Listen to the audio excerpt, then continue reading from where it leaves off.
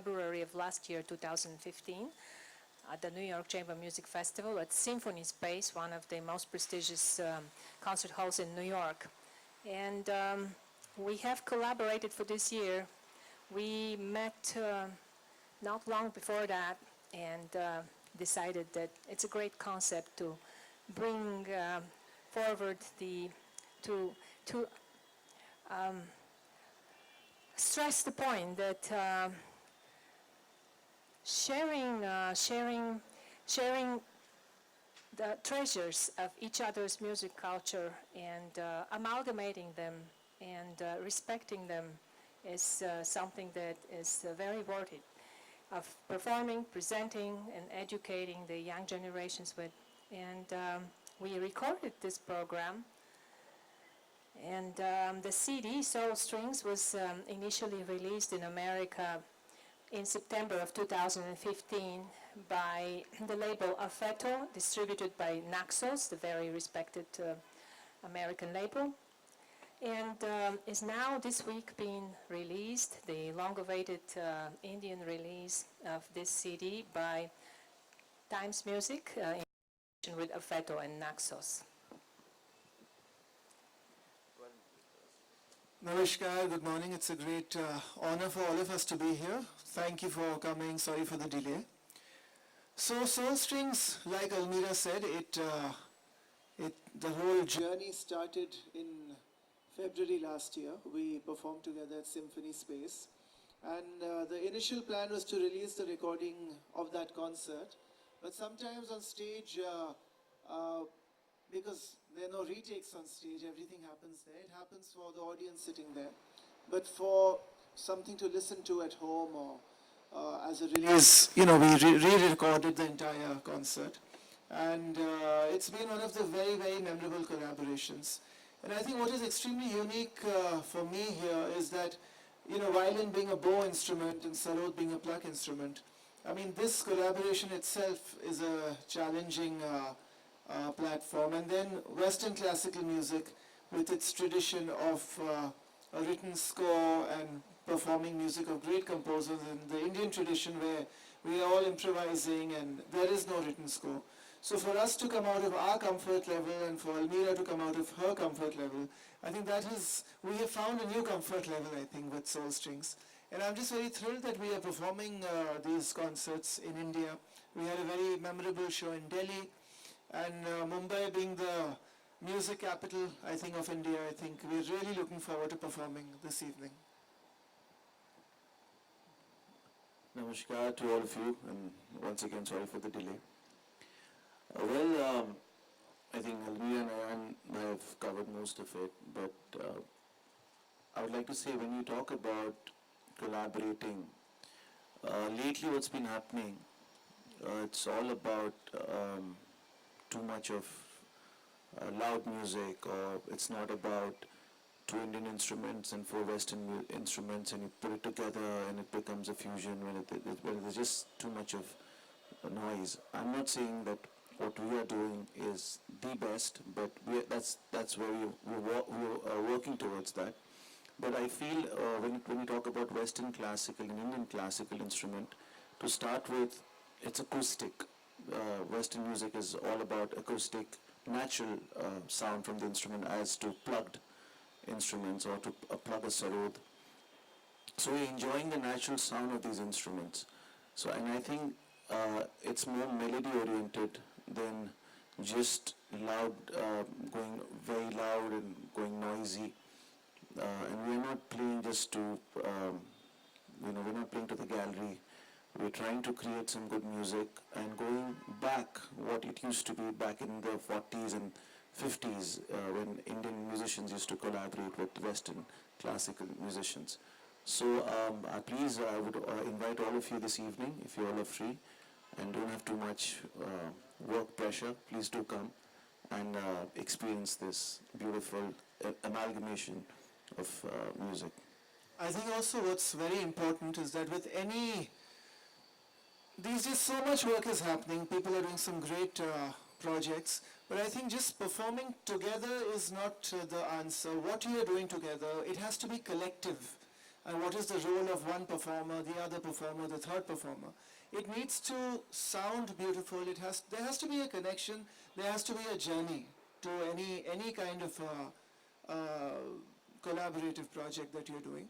So in this case, I feel very happy to see that there is a destination, there is a journey, and we are taking different routes. And we've tried our best to, I think, make this as collective as possible. Well, also, on a more global level, this confirms how, with all the differences that we have as artists, because we're totally different in all kinds of aspects. We're from different gender, different age groups, different places of origin, different religions, different backgrounds, different upbringing, different musical systems. And yet the differences do not divide us, they actually unite us in this quest for amalgamation and for collaboration. And the final result, which is the magical music that ensues, is what matters. And these results are what we strive to achieve.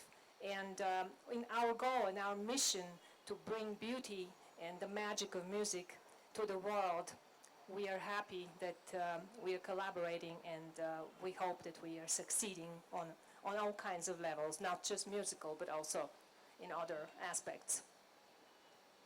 Yeah, I think Elmira made a very important point that I think we're very fortunate that music actually unites the world. I mean, in times that we live in, whatever is happening all around the world, it's so unfortunate. So I hope through music, we can convey the message through projects like this, that, we are all one big family of human beings, and I think we should just eat, pray, love, and play music.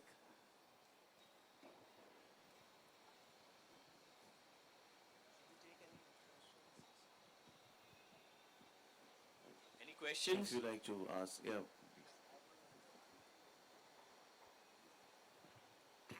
Firstly, let me congratulate you on doing such a beautiful job. Thank you. And Elmira, you rightly said that the treasures of each other are to be respected, amalgamated, and you are uniting the world with music. That's an excellent thought.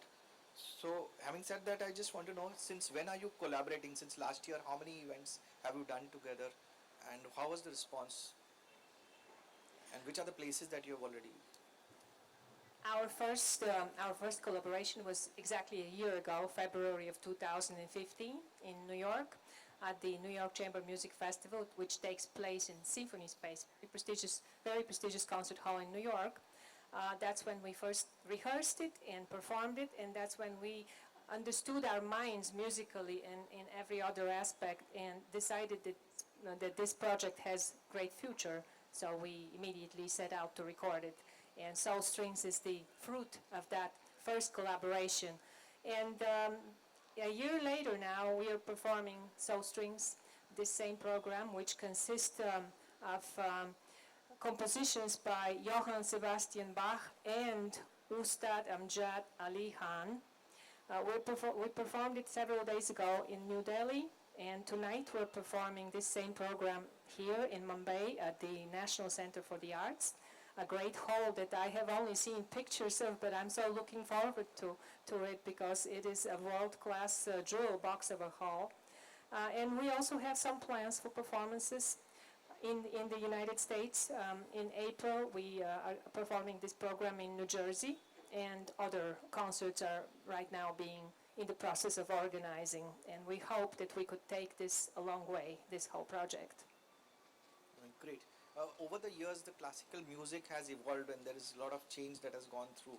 So could you just, I think it'll be justice only when you hear it out. But still, if you could say something in words.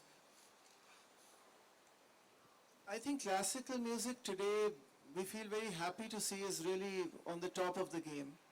I think this art form has very uniquely and organically always reinvented and reformed itself with every passing year, every decade. And I think today, I mean, off late, we've performed this season so frequently at so many colleges, and we went IIT recently, at St. Xavier's in Bombay.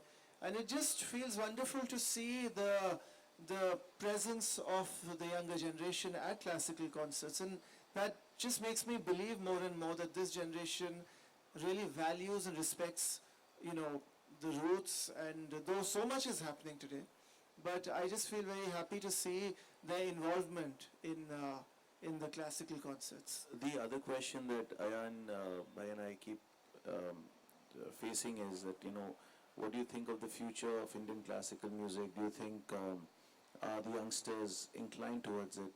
Well, I always say that the genre is never to be blamed, it's the musicians. If I take an example of ghazals, ghazal has always been a very integral part of our society. Concerts used to happen. But after those few big names, we don't have young ghazal singers. It's not that ghazal has finished, it's just that they're not good singers.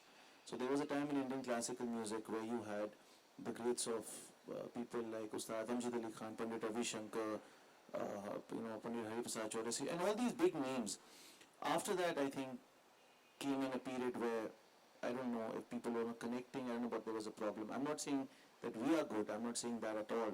It's just that I think musicians are responsible for any art form, any fine art. The people are responsible, the genre is not responsible. If movies are going down, it's because they are not good actors. If it's going up, that means they're good actors. So it depends on the performers more than the field. Also, music has the role of transporting the audience and lifting the listeners away from their everyday worries or problems and enriching their day and their existence, even if it's for just 5 minutes or just for the duration of one raga or for 30 minutes or for the duration of one concert. And this is a very noble mission that we musicians strive to do, to transport people and to enrich them and take them away and make them better and just be there for them, for human beings. So I hope you all will be coming for the concert this evening. I know it's the other end, it's at Nariman Point. So please, but it'll mean a lot to us to have all of you there. Yeah, there are CDs of Soul Strings, Okay, which wonderful. you would all get also.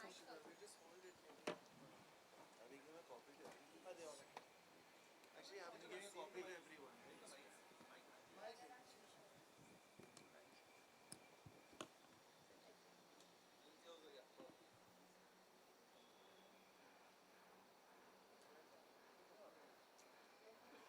হাত লাগাতে